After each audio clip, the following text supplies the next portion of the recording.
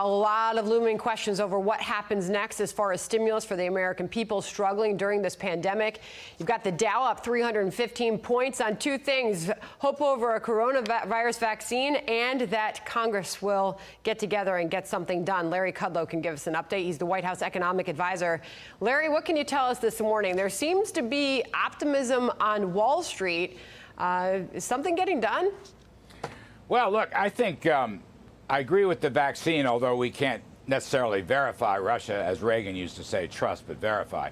However, I would add the president's presser Saturday night, where he announced the executive orders, really helped the market roar yesterday. It was up over 350 points, and I think that's continuing today.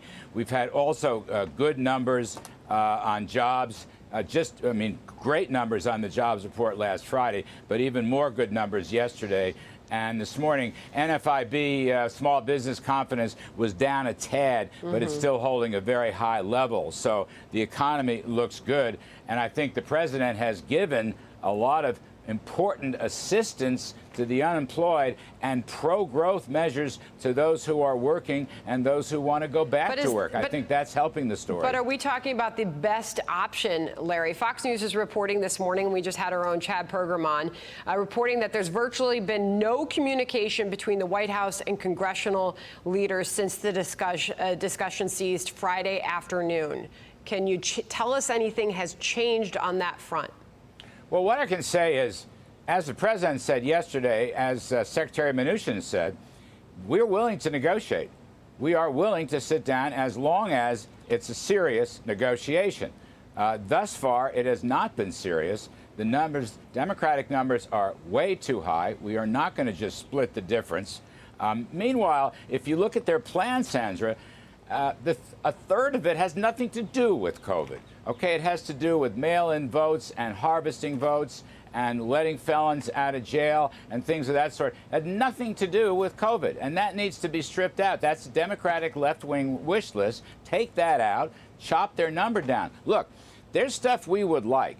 We would love to extend the payroll protection for small business. We would like that very much. We want very much to be able to put additional money in for safe and secure school openings.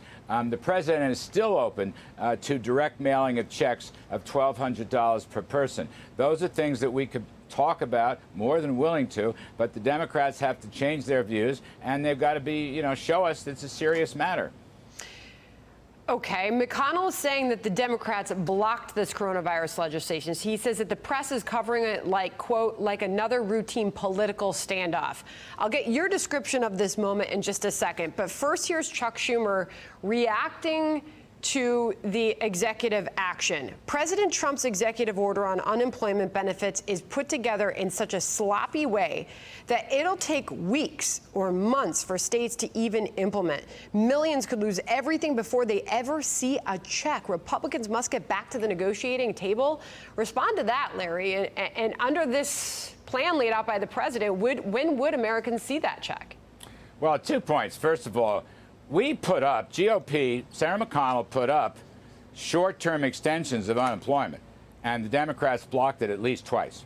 So it's kind of silly to say, well, it's going to take a long time. They could have gotten that done a week or 10 days ago. Second point, the states are in position to increase the unemployment benefits.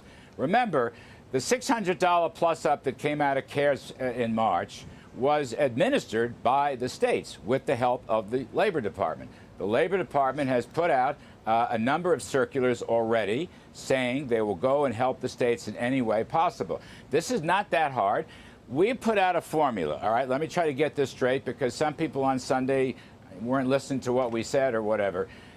The states, first of all, if they give $100 already in benefits, just $100 to any state gives $100, they will qualify for the $300 federal plus-up, okay? The states will do it, but the federal government will put a $300 plus-up. But wait, that's a big statement. That's a big statement. The states will do it. Have you canvassed those states to make sure that they can, A, afford it, and B, are willing to?